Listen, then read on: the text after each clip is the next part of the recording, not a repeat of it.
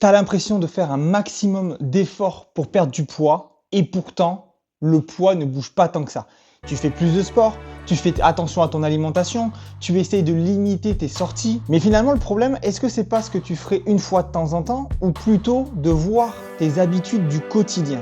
Et aujourd'hui, je vais te montrer les 3 habitudes que je rencontre le plus chez les femmes que j'accompagne en perte de poids qui sabotent leur quotidien. Si tu ne me connais pas, moi je suis Thomas, je suis coach en sport et nutrition et je me suis spécialisé dans la perte de poids pour les femmes avec une méthode sans régime et sans frustration. Et après avoir accompagné de nombreuses clientes, j'ai remarqué une chose. Ta perte de poids, elle est clairement pas bloquée par un manque d'informations. La plupart des gens aujourd'hui savent tous que pour perdre du poids, il faut manger plus sainement, plus équilibré et faire un peu plus de sport dans le quotidien. Mais le vrai problème, ce sont toutes les habitudes qui viennent se mettre entre ces actions dans le quotidien et qui sabotent tout. Et déjà, je t'invite à rester jusqu'à la fin de cette vidéo car je vais te montrer l'habitude numéro 3 qui probablement est l'une des plus importantes. Et sans attendre, on démarre directement par l'habitude numéro 1. À savoir manger correctement toute la semaine et ruiner ton week-end.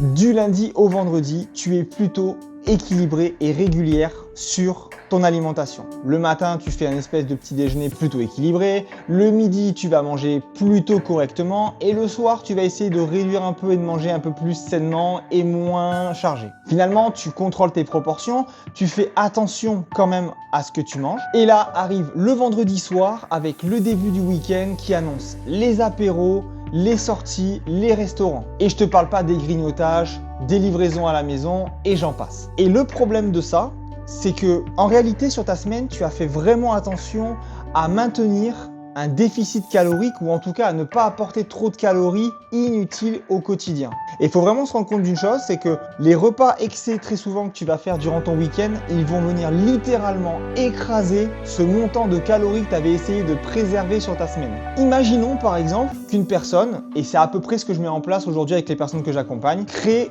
journalièrement un déficit calorique d'environ 300 kcal. Sur 5 jours, ces 300 kcal économisées par jour pour créer leur déficit va se transformer en 1500 calories économisées sur une semaine, sur 5 jours. Le problème, c'est qu'arrive le week-end, et le samedi, c'est une pizza, un verre de vin.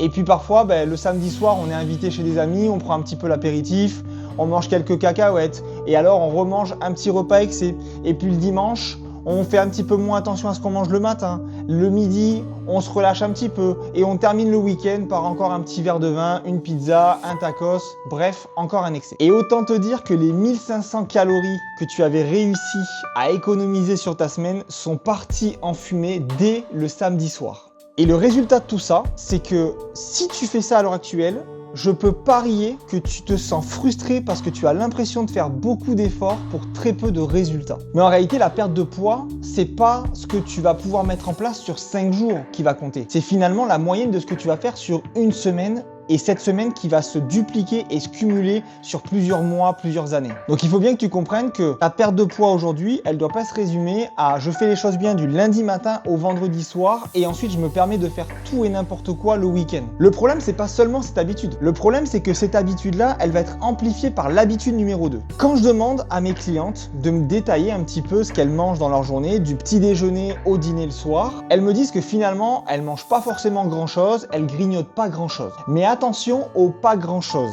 Et finalement, ce qui se passe, c'est qu'on commence à analyser en détail ce qu'elles consomment tous les jours. On se rend compte que finalement, avec le café, on a pris un petit biscuit parce qu'on nous en a proposé un et qu'on n'allait pas refuser. Qu'à 4 heures, il y avait le goûter des enfants. Les enfants, ils ont pas forcément terminé ce qu'ils avaient à manger. Et du coup, pour pas jeter, on a terminé. Le matin, les enfants ont mangé un petit peu de céréales. On s'est dit, tiens, je prends une petite poignée aussi. On a mangé un petit peu de chocolat parce que le chocolat, ça pose pas de problème. Mais finalement, on s'est pas non plus privé aujourd'hui. Donc, on a mangé 2, 3, 4 carreaux de chocolat dans la journée. En dessert le midi, on avait une petite envie ce jour-là. On s'est fait un peu de fromage. Et on a quand même malgré tout gardé, et c'est ce qu'il faut faire, des collations avec nos poignées d'amandes, etc., etc. Et encore une fois, ce que je veux dire par là, c'est que si on met ça uniquement dans le détail de chaque chose qui peut arriver individuellement, ça paraît vraiment totalement anodin. Mais c'est toujours le même principe. C'est l'accumulation de tout ça qui détruit complètement les résultats que tu peux attendre. Le problème, c'est que les calories aujourd'hui sont invisibles. Si on faisait le jeu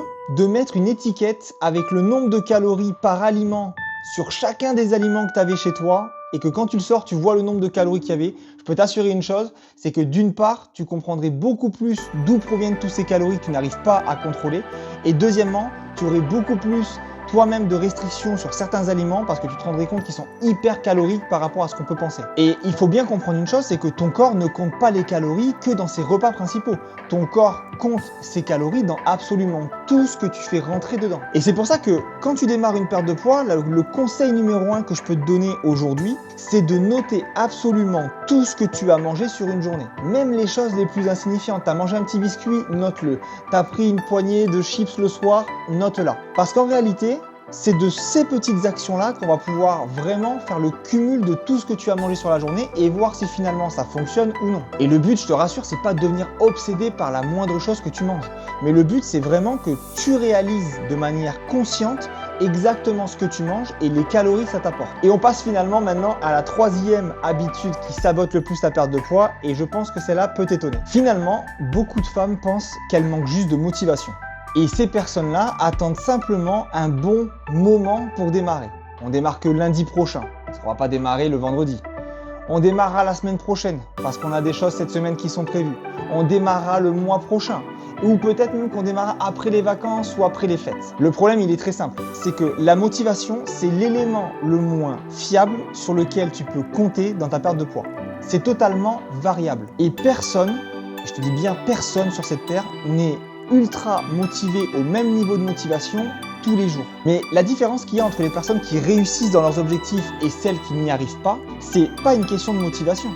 C'est une question d'avoir mis en place de vraies bonnes habitudes quotidiennes qui vont se faire quoi qu'il en soit, que tu sois motivé ou non. Par exemple, elles vont faire leur nombre de pas, elles vont marcher même si elles n'en ont pas envie. Elles vont préparer d'avance leur repas, même quand elles sont un peu fatiguées, elles ont pris l'habitude, elles vont préparer leur repas pour la semaine. Même si ce jour-là, elles ne sont pas hyper motivées, elles vont quand même aller faire leur séance de sport à la salle ou quand bien même, elles vont pouvoir faire quand même une petite séance de sport à la maison. Et finalement, ces personnes, elles n'ont rien d'incroyable ou d'exceptionnel, mais c'est juste qu'elles ont compris une chose qui est peut-être la chose la plus importante. Les résultats viennent dans la constance et ils ne viennent pas de la motivation. La motivation, elle peut aider à démarrer quelque chose, mais il faut rapidement arrêter de compter dessus parce que si tu fais partie de ces personnes qui ne comptent que sur la motivation pour y arriver, tu vas rester dans cette partie de personnes qui vont sans cesse recommencer tous les mois, tous les 6 mois, tous les ans en se disant que cette fois c'est la bonne. Donc pour finir, ce que je veux t'expliquer aujourd'hui, c'est que quand j'ai une cliente qui me dit clairement j'ai pas de motivation pour y arriver ou je manque aussi de discipline, finalement je regarde rarement sa motivation et sa discipline.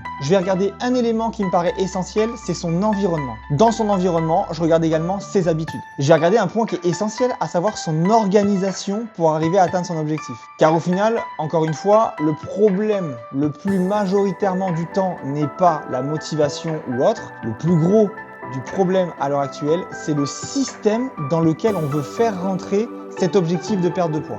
Bon, malgré tout, il y a une bonne nouvelle. Et la bonne nouvelle, c'est qu'aucune de ces habitudes néfastes pour atteindre tes objectifs n'est définitive.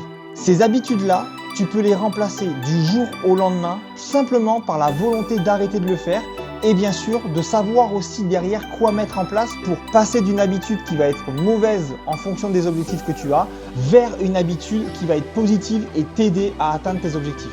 Si cette vidéo a pu t'intéresser ou en tout cas qu'elle t'a appris des choses sur ces 3 mauvaises habitudes, je te laisse mettre un petit pouce sur la vidéo, t'abonner également à la chaîne parce que je vais continuer à partager du contenu directement lié à la perte de poids, au mindset, à l'entraînement et à l'alimentation. Et tiens, j'aimerais bien savoir d'ailleurs en commentaire, marque-moi 1, 2 ou 3 pour savoir sur laquelle des habitudes que je t'ai citées juste avant tu te retrouves le plus. Et je répondrai à un maximum de personnes en commentaire pour faire un point et pouvoir essayer de t'apporter un maximum aussi de conseils et de valeurs par rapport aux habitudes, aux problématiques que tu peux avoir pour t'aider enfin à atteindre tes objectifs. Et si aujourd'hui tu es une femme qui souhaite perdre du poids, tu as des objectifs mais tu ne sais plus quoi faire pour pouvoir enfin réussir à atteindre ces résultats-là, je te laisse cliquer sous le lien de cette vidéo ou tout simplement dans la description également pour pouvoir prendre un rendez-vous qui t'est gratuit sans engagement, faire une visio avec moi, une consultation que je t'offre de 30 minutes sur laquelle tu vas pouvoir me poser absolument toutes les questions que tu as. On va pouvoir faire un point sur les problématiques que tu rencontres aussi et je vais pouvoir te donner un maximum de conseils et de solutions pour t'aider à atteindre tes objectifs.